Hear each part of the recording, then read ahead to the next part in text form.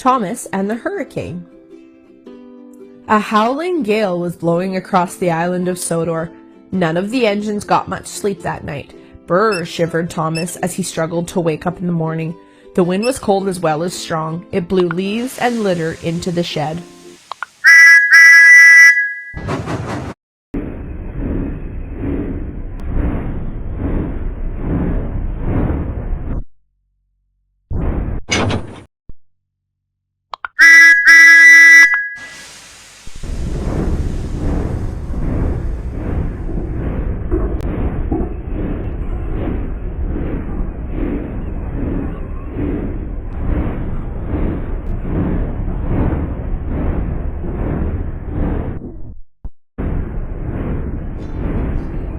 There weren't many passengers that morning. They all wanted to stay indoors, and Thomas didn't blame them. Lucky things, he said to himself.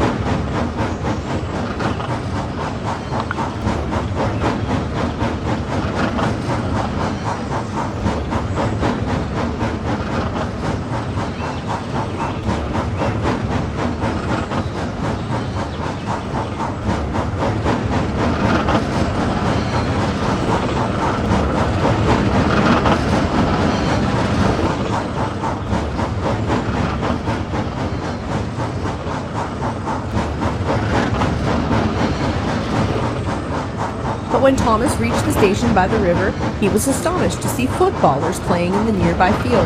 One team was wearing red shirts, while the others was in blue. "It's part of the knockout competition," explained the fireman.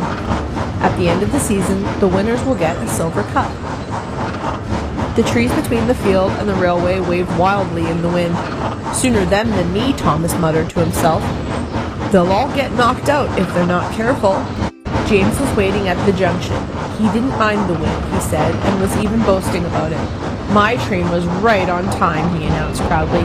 "A little bit of wind can't stop me." Just then the wind blew so hard that the station roof shook, and so did something else. "Just look at that signal," exclaimed Thomas. "Signal? What signal?" James asked. Suddenly the signal gantry wasn't there anymore. The gale had blown it down. "Help!" said Thomas in alarm as two more signal posts broke and crashed to the ground. "Let's get away from here." The firemen hurried to the signal box to find out what they should do. "We can't move without any signals," explained the driver. "How will we know if it's safe?" "Well, it's not safe here either," snorted James. "That's no wind, it's a hurricane." The drivers laughed, but they did move the engines along the platform as far as they dared.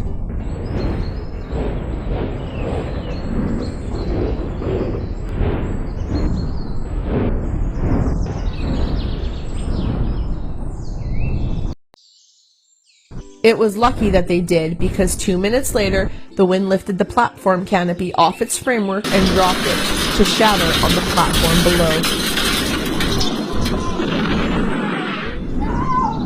No one was hurt as the canopy crashed down, but Annie and Clarabelle were very frightened, and some splinters of wood had scratched Clarabelle's paint. At last a man with flags came and signaled the two trains away. James forgot his boasting and was only too glad to get going.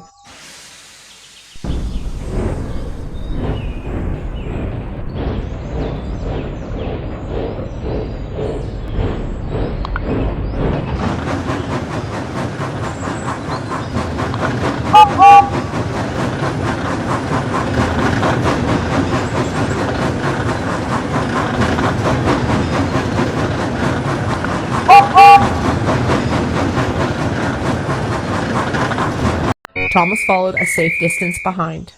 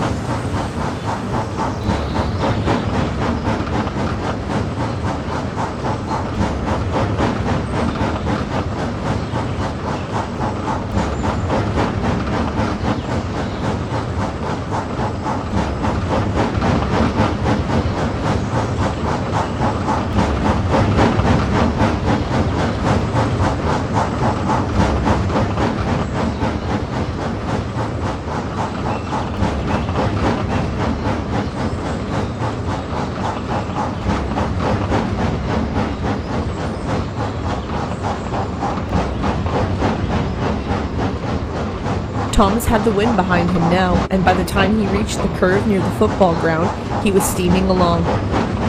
They were halfway around the bend when suddenly there was a jerk, and the guard's emergency brake went on hard. "Ooh," groaned Thomas. "What's the matter now?" He soon found out. Lying across the line in front of him were several enormous fallen trees. Thomas' brakes hit hard, and he stopped just in time. The driver looked back. Running towards them were 3 footballers followed by the guard, who was waving his flag and blowing his whistle. "So that's how the guard knew when to brake," said Thomas. "Thank goodness you stopped," panted the footballers when they arrived. "We thought we were too late. It was a near thing," said the driver. "Thank you for warning us." Later that day, Terence the tractor came and dragged the trees off the line. Trevor was busy in the field using his circular saw to cut up the wood, while Toby and Percy worked hard all day taking the logs away.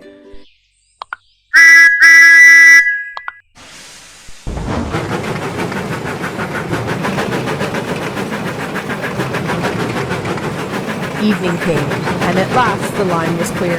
Thomas and Annie and Clarabelle could go home.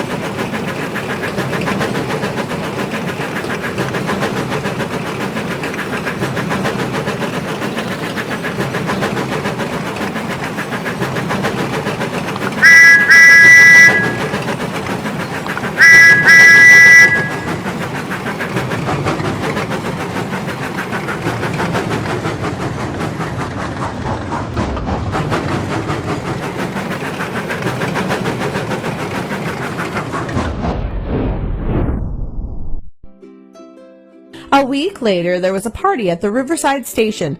The fat controller gave all the footballers a silver cup as a thank you for saving the train. "You may not have won the tournament," he laughed, "but you certainly beat the hurricane."